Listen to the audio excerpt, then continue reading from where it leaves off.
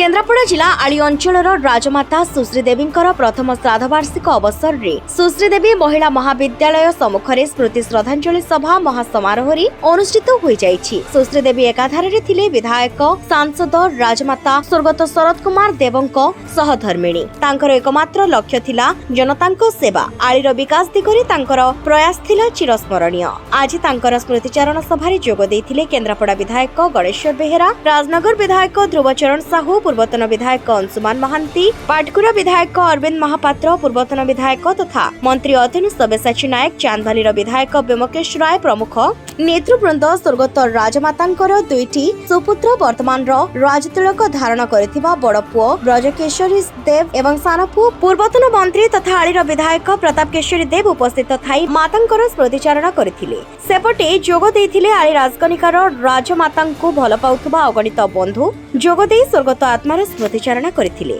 सुश्री देवी के प्रति केवल आली नुहे समग्र ओडिशा रे स्वतंत्र सम्मान रही।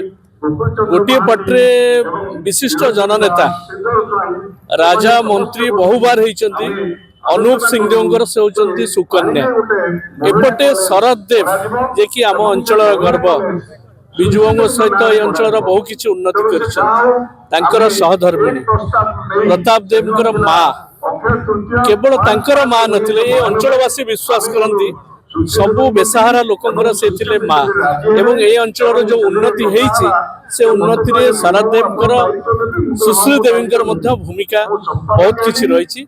आज दिन रे हम तांको प्रति श्रद्धांजलि अर्पण करू। जांको पाखरे बाटी मनस्कता थिला, जांको पाखरे दृढ़ता थिला, आउ जांको पाखरे लोक को भल पाइबा पई गोटा मानसिकता बेस ईर्षणीय मानसिकता थिला। सेति पई से स्मरणीय। से प्रतिनिधि थिले, नेता भी थिले। सब प्रतिनिधि नेता नुह किंतु से थिले प्रतिनिधि, जन लोकप्रिय प्रतिनिधि, जन नेता, जने दाणुआ नेता। आउर कार्यकाल भितर प्रथमे से विधानसभा प्रतिनिधि भाव में 90 रु 95 और 2002 2008 6 वर्ष काल राज्यसभा प्रतिनिधि भाव में से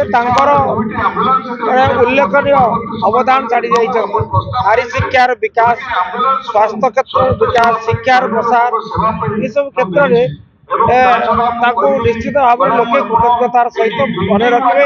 आप देखुं जो छेड़ा आलीर जयंत कुमार पात्रम का रिपोर्ट संचार लाइव।